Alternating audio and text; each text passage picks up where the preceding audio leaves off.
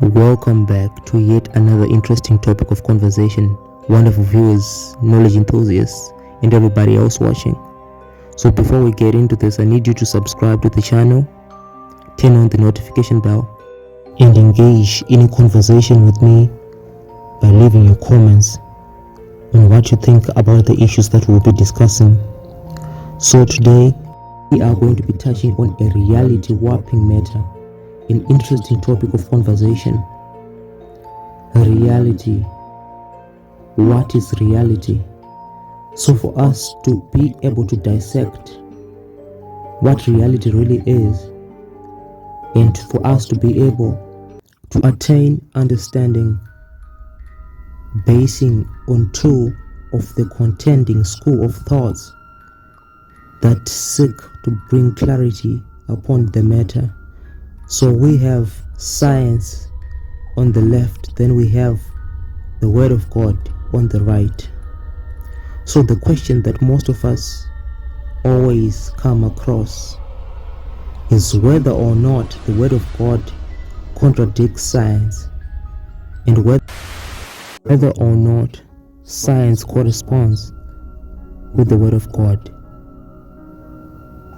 So we have to have quick questions that we have to put on the forefront and understand how science answers these questions and how the Word of God answers these questions. So for us to understand all about reality as we know it in this three-dimensional existence, we need to establish a nexus between science and the Word of God and the creation, which is the dawn of all existence and reality as we know it. In accordance with mainstream science, reality is comprised of three fundamentals: time, space, and matter. Matter being a direct result of the intersection between time and space. So we have a whole continuum of time moving along the y-axis, then we have a whole continuum of space moving along the x-axis.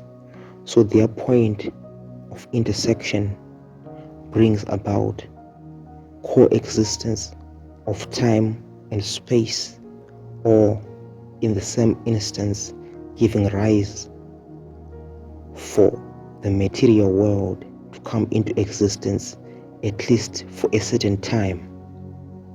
For example, your material existence on this material plane can be for 70 years. That means you have a span of existence from your day of conception to your day of extinction, and you cannot come back and materialize again after your time has passed its intersection with space, giving the ultimate demise of matter and its existence on this three-dimensional material world. So this is the approach of science, trying to break down what reality is made of, the fabric of reality. Then what does the Word of God say? In the beginning,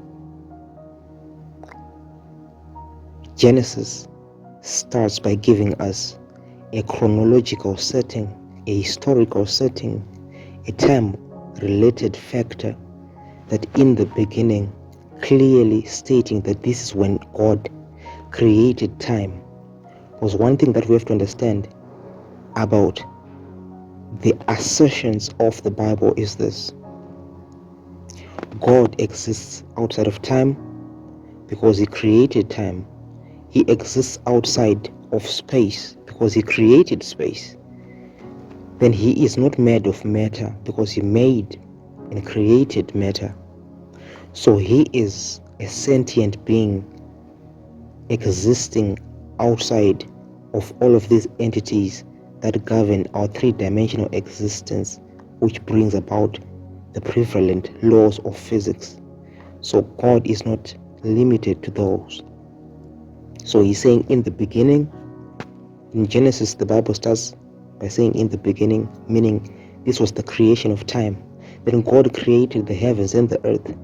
This is called creating space. Then everything else that he created, he knew where to put it on the earth, which is the space, and when to put it, which is the time.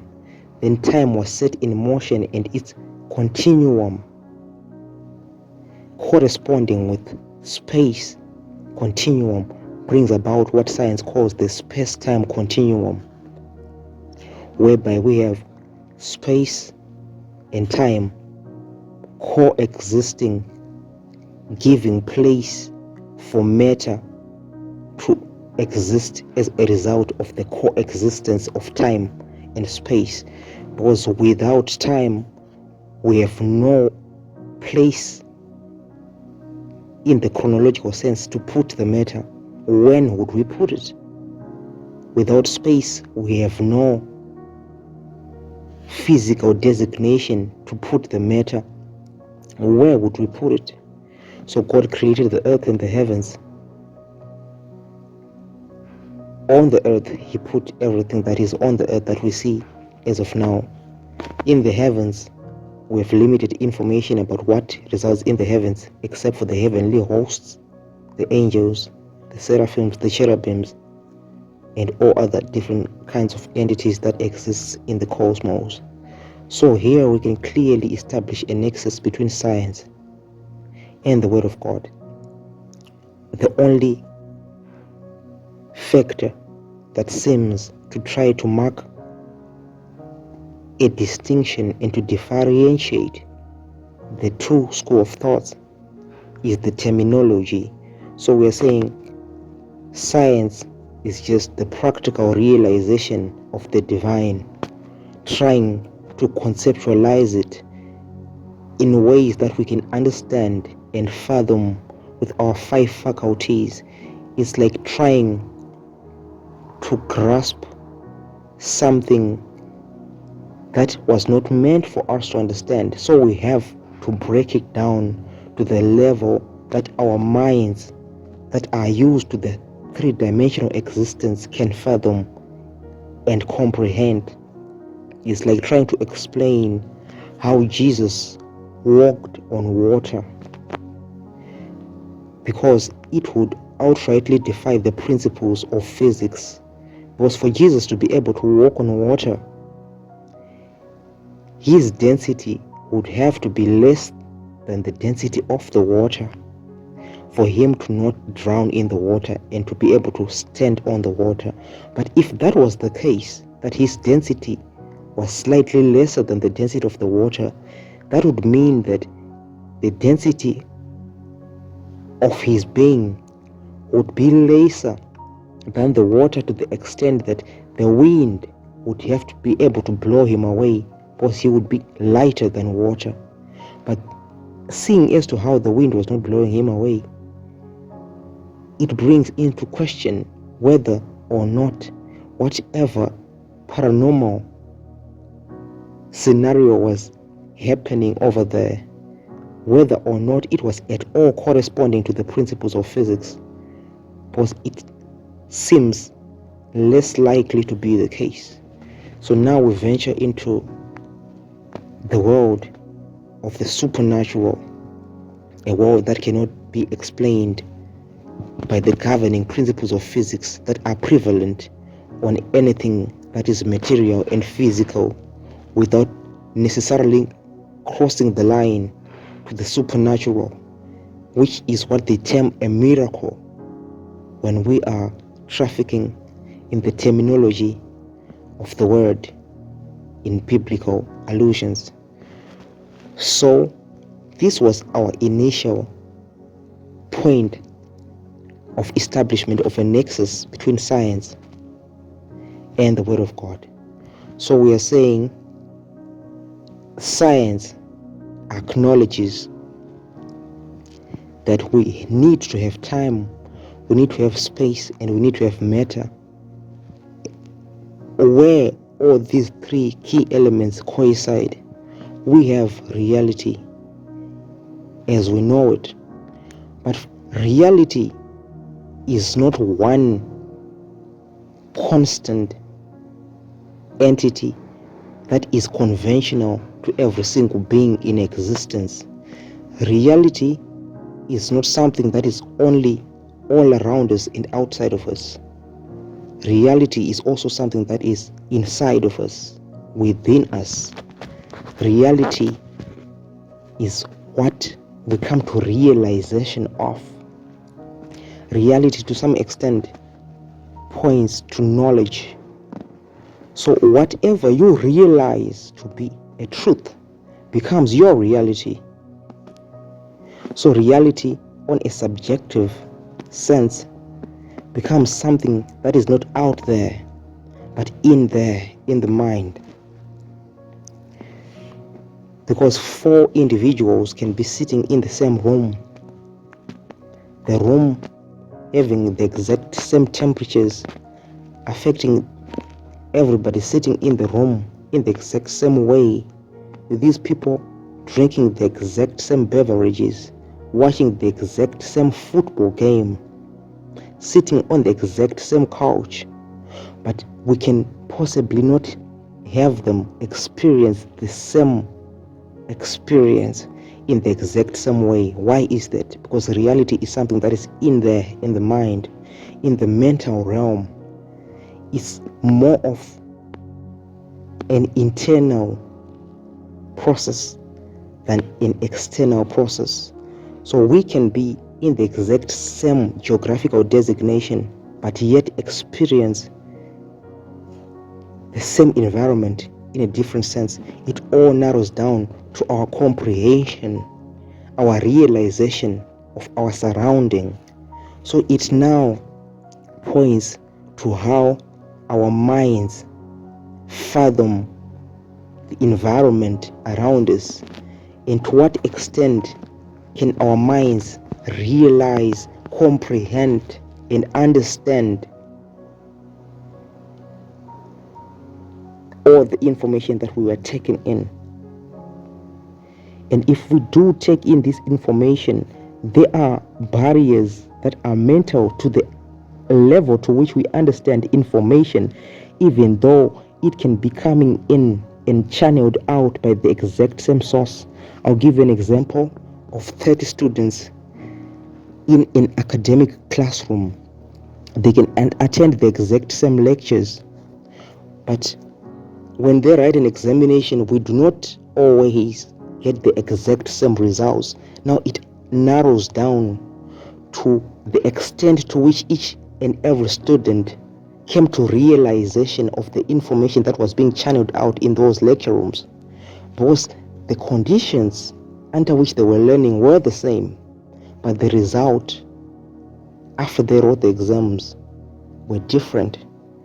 Now we begin to zero in on different aspects like concentration span, intelligence, and other factors that I'm not going to zero in on because they are not our topic of conversations as of this video. So we are saying reality is not only outside, it's both on the outside and on the inside. And the interrelation between how the outside affects the inside. So it's from the inside, from the outside inwards, as well as from the inside outwards. That's why people also possess different qualities. They can be people who exude an overwhelming amount of brilliance in everything that they do.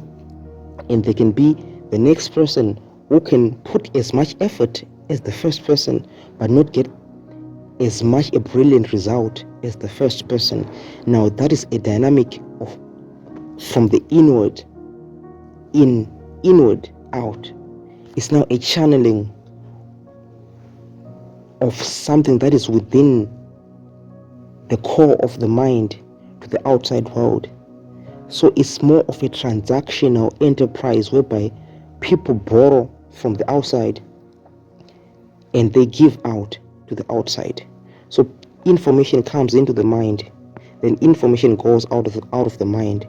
So when information comes into the mind, those with the ability to think, they synthesize that information, then they manufacture a new mental product that comes out as new material. But those of limited mental capacity have the ability only to consume what would have been channeled out by their immediate environment. Then when they consume it, they do not synthesize the information. They do not do anything with the information. It does not go under any sort of mental process. It just comes in as raw data, exactly as it was fed. Then it goes into the memory. Then all they can do with that information is to remember, not to use it in their thought process patterns. So this will now give leeway to the difference in what people do with the information in their immediate environment, and will have an effect on the result of what kind of effects it has on two different individuals, he who remembers and he who thinks. So people of a certain type of mental wavelength have the ability to take information from the outside world. Upon taking that information, putting it under certain mental processes to process it, then giving out that information as useful data that can literally affect and impact the outside environment in a positive sense. These people are usually successful in their lives. Then those people who remember are usually the ones who work for those who use their minds, because these people who want to remember can never think, because they do not have that processing capacity within their mental spheres to do anything useful with the information that is readily disposed in their immediate environment.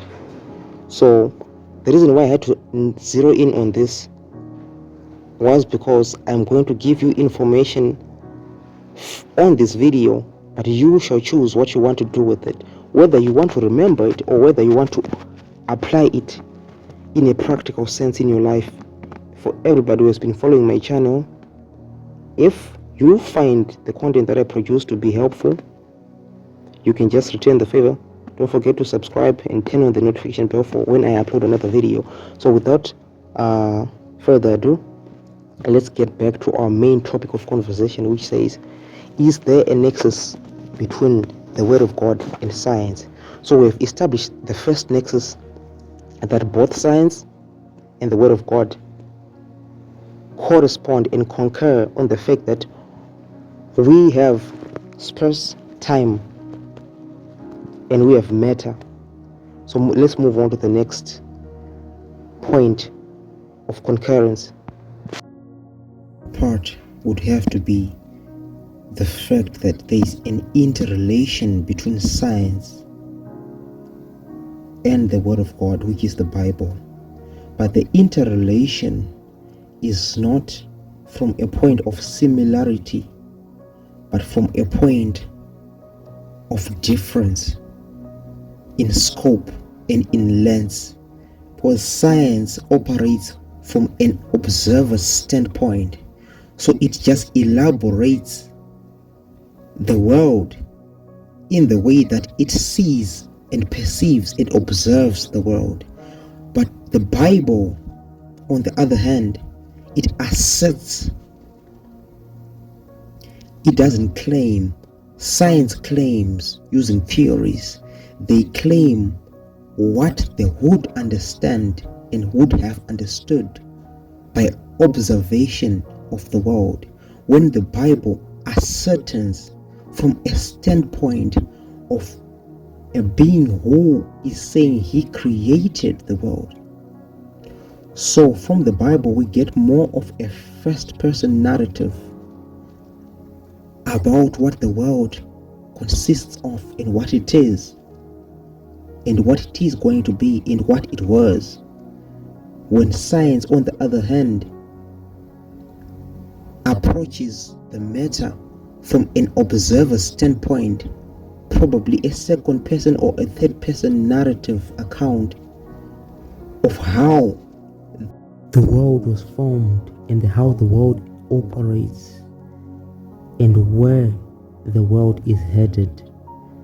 So the dangers of following science on matters of creation are these: you would be following the narrative of humanity, which is part of creation, giving their opinions about creation, which is the world, rather than for us to follow and listen to the narrative and the full account of the creator about the creation. So the dangers of following science also happen to be the fact that science can tackle only as much as humanity in our feeble-mindedness can grasp. So the information is limited because, as I have explained prior, reality is not only confined to the world around us, it also exists in realms like the mental realm, the world within us. And both of these worlds, which were created by the Creator, clearly typifying that He has extensive knowledge about the ongoings of the human mind, the mental realm, and the physical dimension that we can comprehend with our 5 faculties. So reality now is not just something that is conventional and blunt and expressly explicit to the extent that we can define it, because it has a lot of interrelations with the world within as well as the world that is outside and other compartments that we cannot see and that we will never be able to see, but that are holding things together to form this grand fabric of reality. So it would be wise to take the word of He who created everything that we see, including ourselves as sentient beings, the one who created our minds and everything that we use these minds to explore. He knows better and He has the answers. So if I were to be asked to make my pick and to choose which part I side with in these two contending schools of thoughts, I would go with the Bible, because science is half-baked, it's watered down, it's washed up, and it's inaccurate to some point because it is human attempt to try to rationalize things that do not exist in a world that operates under the laws of physics. And rationality in this sense would not exactly conform to the dictates of rationality in this three-dimensional existence. So this was all I had to submit for this video. Don't forget to subscribe. Catch you on the next one.